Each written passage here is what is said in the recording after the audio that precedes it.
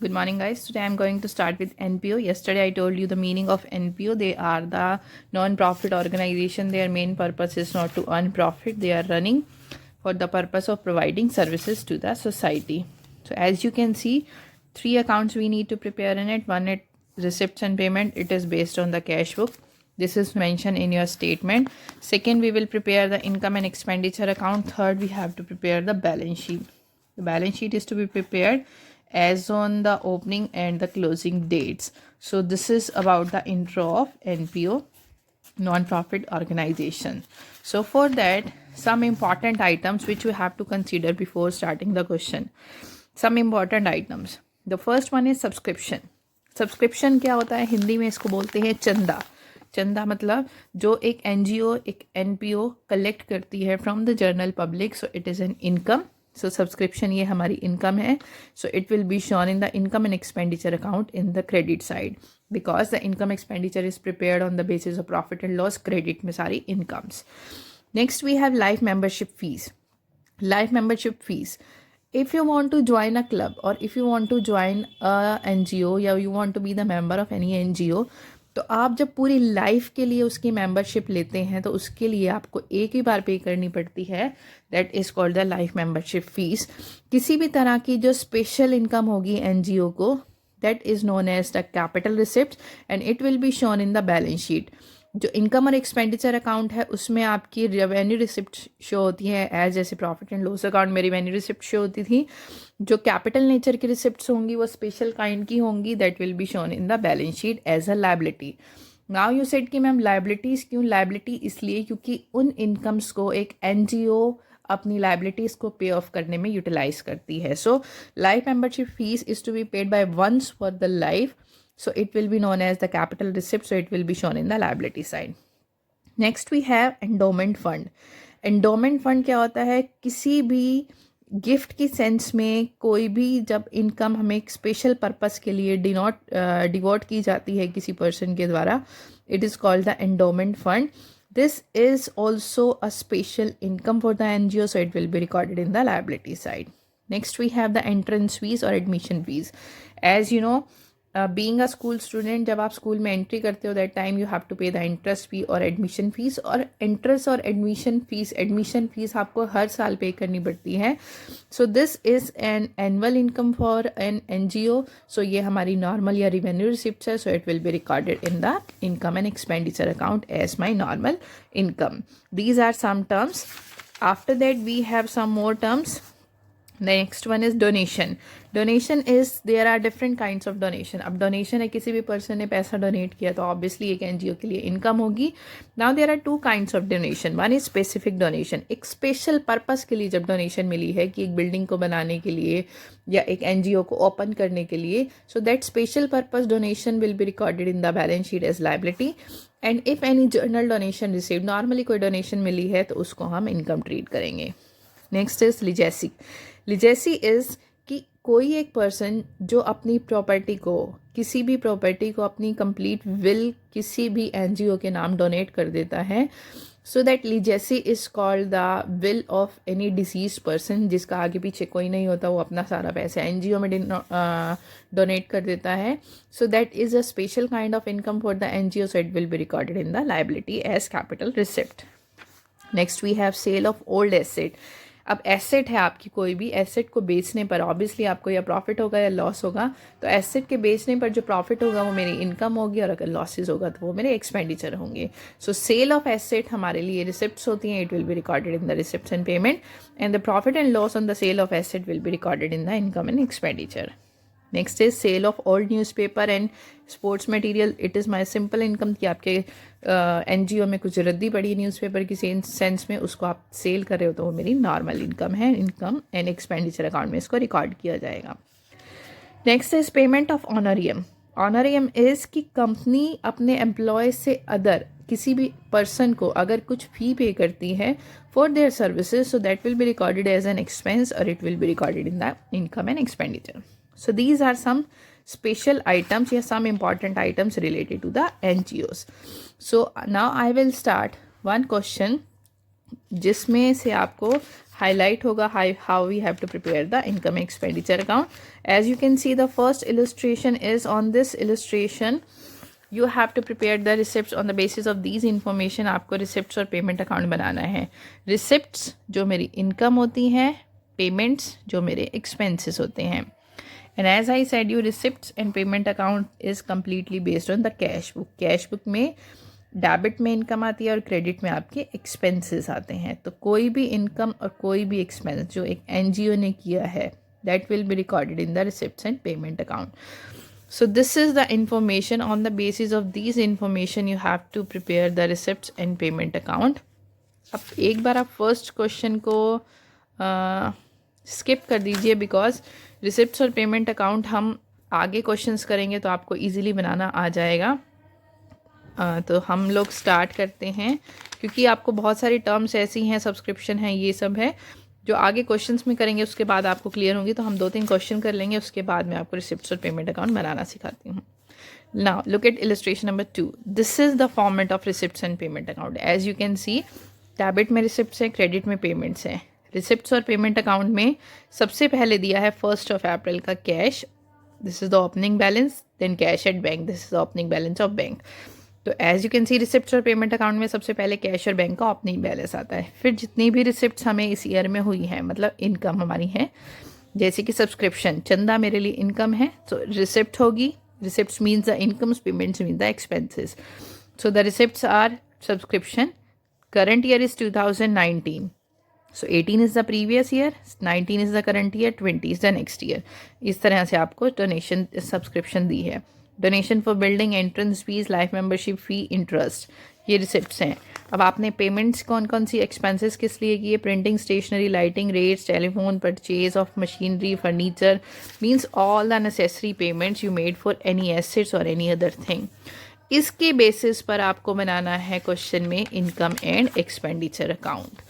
So let's start with illustration number 2. अब आपको I think clear हो चुका होगा कि रिसिप्ट्स और पेमेंट अकाउंट का फॉर्मेट कैसा होता है. So income and expenditure account is prepared as on 31 March 2019. इसमें क्रॉसिंग हो जाती है completely, because this is based on profit and loss account. So expenses are to be recorded here and incomes are in the credit side. So this rupees.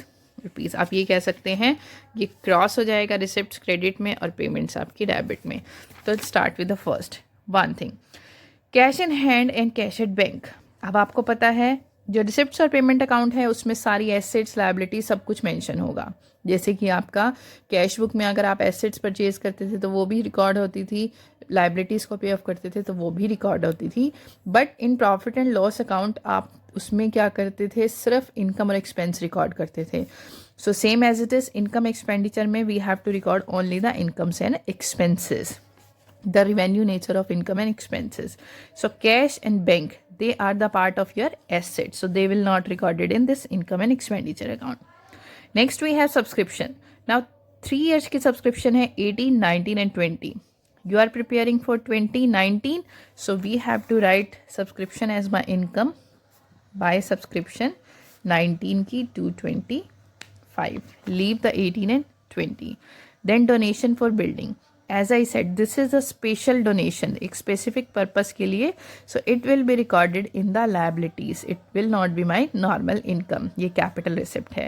Next, entrance fees. This is my normal income क्योंकि ये हर साल आप पे करते हो entry पर.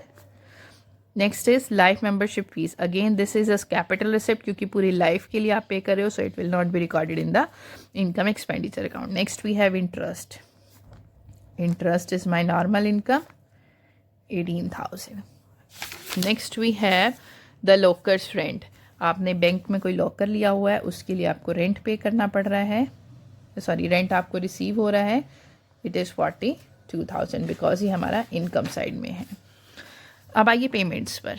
Payments में सबसे पहले दिए हैं expenses. Printing and stationery, you have to record all the revenue nature expense.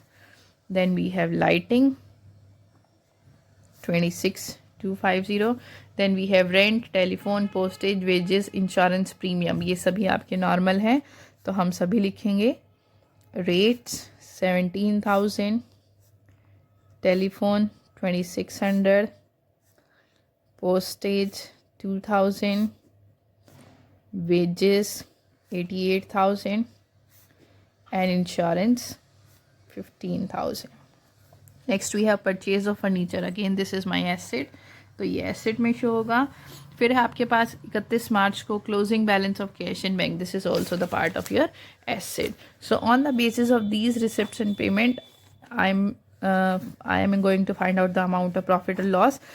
जिस तरह से आपका प्रॉफिट एंड लॉस अकाउंट में नेट प्रॉफिट और नेट लॉस आता था, यहाँ पर आपका आएगा सरप्लस या deficit. Surplus is if the incomes are more than the expenses, then we have surplus. As in this question surplus है हमारा 118,400 का.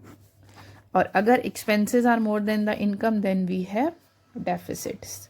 Surplus is profit and deficit is loss. यहाँ पर हमारा प्रॉफिट था, so the profit is 118,400. so this is about this question. so इस तरह से आपका रिसिप्ट्स और पेमेंट से आपका completely क्वेश्चन प्रिपेयर हो जाएगा. नेक्स्ट हम स्टार्ट करेंगे next question. Look at this. In this you have to show entrance fees किस तरह से रिकॉर्ड की जाएगी डिफरेंट ईयर्स में. During the year 17 entrance fees receipt, as I said entrance fees is my normal income, तो 17 के income expenditure account में मैंने एंट्रेंस फीस शो की 120 की. नेक्स्ट सेकेंड सिचुएशन में एंट्रेंस फीस रिसीव की 120. It is the policy of the club to treat the entrance fees as revenue receipt. Again same है, revenue receipt है तो मेरी इनकम होगी इनकम एक्सपेंडिचर में.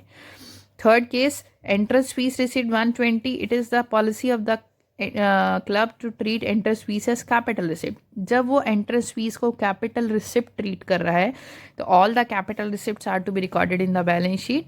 सो बैलेंस शीट में आप शो करेंगे लाइबिलिटीज में interest fees is 120. The last cases की interest fees 120, 30% of the interest fees is to be capitalise.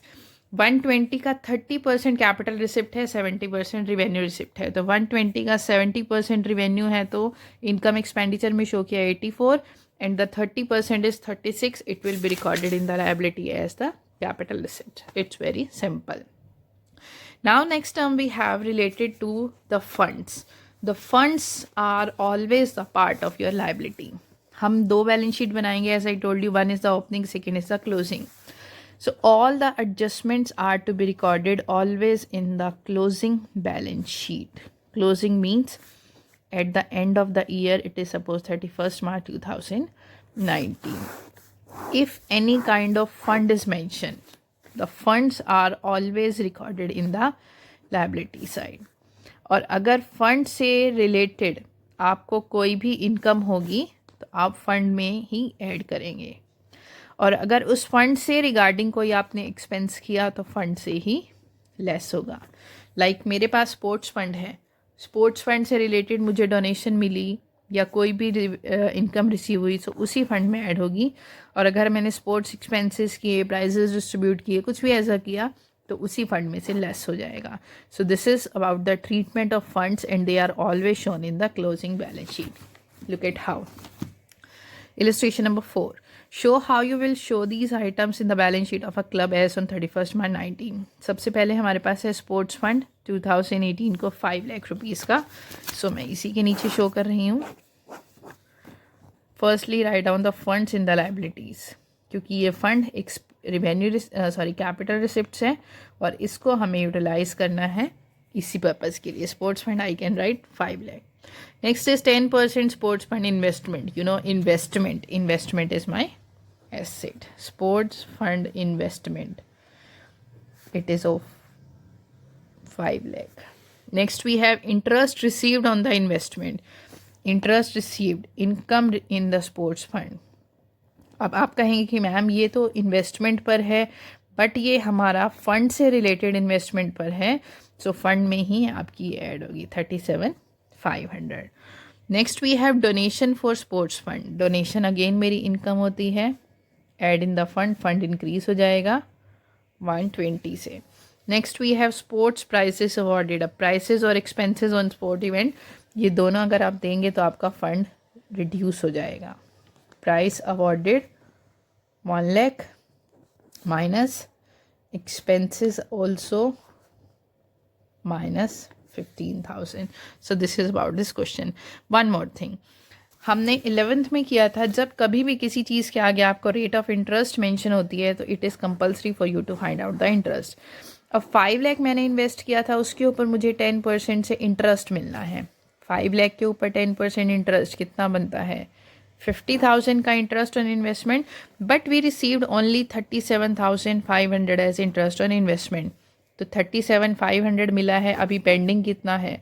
12,500. What it is called as per financial statement, it is accrued interest. And you know, एक adjustment दो जगह post होती है। accrued interest मेरा fund increase हो जाएगा, secondly ये मिलना है, अभी मिला नहीं है, so it is my asset. ये हमारी फाइनेंशियल स्टेटमेंट की एडजस्टमेंट्स हैं। सो this is about this question. Look eight one more, आपको वहाँ से और अच्छे से क्लियर हो जाएगा। Look at illustration number 6। Different 3 cases हैं, तो हम थर्ड केस करेंगे जिसमें दोनों फर्स्ट और सेकंड केस इंक्लूड हो जाएंगे। Look at the third case. Show how you will show these in the 31st March 2019 balance sheet. The first is price awarded 5,000. We have price fund of rupee 40,000. So as you know, the funds are recorded in the liability side. Price fund था मेरे पास 40,000. फिर हमने price awarded किए 5,000 के लिए, तो fund आपका कम हो गया। Price awarded 5,000 minus. Next we have donation receive for prize fund. Donation मिलेगी तो फंड हमारा इंक्रीज हो जाएगा। Donation is of ₹7,200. Next we have 9% prize fund investment of 40. 9% investment, it is my asset of ₹40. Next है interest received on investment 2,700. Interest income होगी fund के लिए 2,700. Now check it, 40,000 की इन्वेस्टमेंट है, 9% से इंटरेस्ट बनता है कितना? 3,600. बट हमने अभी सिर्फ रिसीव कितना किया है? 2,700. So 900 is accrued interest. Add accrued interest 900. Second posting of this adjustment is in the assets. Accrued interest on investment is 900. Total करके आप यहाँ पर लिख दीजिएगा। दोनों साइड्स यहाँ पर इक्वल नहीं होंगी बिकॉज हमारे पास कंप्लीट इन्फॉर्मेशन नहीं है बैलेंस शीट की। So this is about this question. So this is the first topic related to this question, these questions. Okay, एक क्वेश्चन और हम करना चाहें तो कर सकते हैं। So let's do one more question. Illustration number 7A.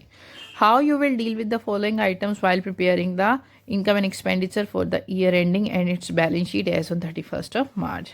Donation received during the year. Construction of a permanent pavilion. एक स्पेशल पर्पस का पेविलियन बनाने के लिए मुझे डोनेशन मिली है 12,25,000.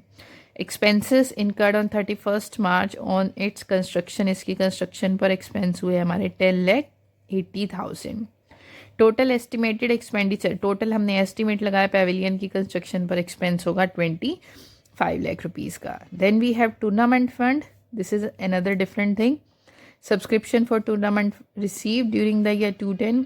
Expenditure made during the tournament is 2 lakh. One more thing we have the life membership fees. The life membership fees is of ₹28,000 as per the question. So look at how we have to sort it out. तीनों चीज़ों की अलग अलग treatment होगी. सबसे पहले हम B part tournament fund की देते हैं. टूर्नामेंट फंड का ओपनिंग बैलेंस था मेरे पास 50,000 का. फिर मैंने सब्सक्रिप्शन रिसीव की और एक्सपेंसेस किए टूर्नामेंट फंड के ऊपर. सो देखिए टूर्नामेंट फंड का ओपनिंग बैलेंस 50,000, जो इनकम मुझे मिली वो फंड में ऐड हो गई 210, और जो एक्सपेंसेस मैंने किए माइनस हो गए 2 lakh. So the rest amount is 60,000 of tournament fund. Next हमारे पास था पेविलियन फंड से रिलेटेड. पेविलियन फंड से रिलेटेड मुझे डोनेशन रिसीव हुई थी 12,25,000 की, और मैंने एक्सपेंस किए थे उसके ऊपर 10,80,000 के. So as you can see the opening balance is not mention for the pavilion fund. मुझे डोनेशन रिसीव हुई is my income add in the fund, और माइनस की एक्सपेंसेस 10,80,000. सो आपके पास रेस्ट बच गया 145 का pavilion fund. Life membership fees is the part of my liability, so it will be recorded in the liability side as life membership fees. The next thing is here, one more thing is कि हमने जो total estimate लगाया था Pavilion की construction पर लगेगा 25 लाख. अभी तक हमारा 31 मार्च तक कंस्ट्रक्शन हुई है सिर्फ 10,80,000 की। सो टोटल 25 लाख में से 10,80,000 रुपीज़ के एक्सपेंस हुए हैं हमारे as construction. So still the pavilion is in progress, मतलब वो अभी तक कंप्लीट नहीं हुआ है, वर्क इन प्रोग्रेस है। So it will be recorded in the assets as work in progress of pavilion rupee 10,80,000 and the 10,80,000 is to be added in your capital में add होगा बिकॉज हमने ये फंड जो हमें रिसीव हुआ था ऐसा डोनेशन उसको ट्रांसफ़र किया है पेविलियन फंड में। So it is to be added in the capital opening balance, transferred from pavilion fund से ट्रांसफ़र हो जाएगा आपका यहाँ पर, क्योंकि अभी हमने उसकी एक्सपेंडिचर स्टार्ट किए हैं। देखिए आपने कैपिटल यहाँ से पेविलियन के फंड में से इसको लेस कर दिया था एक्सपेंस ट्रीट करके, बट अभी पूरा पेमेंट नहीं हुआ है। So it will be recorded in the capital, add in the capital as 10,80,000. So this is about this illustration number 7. So now you have to sort out up to illustration number 7. The next thing I will discuss in my next video. Thank you so much.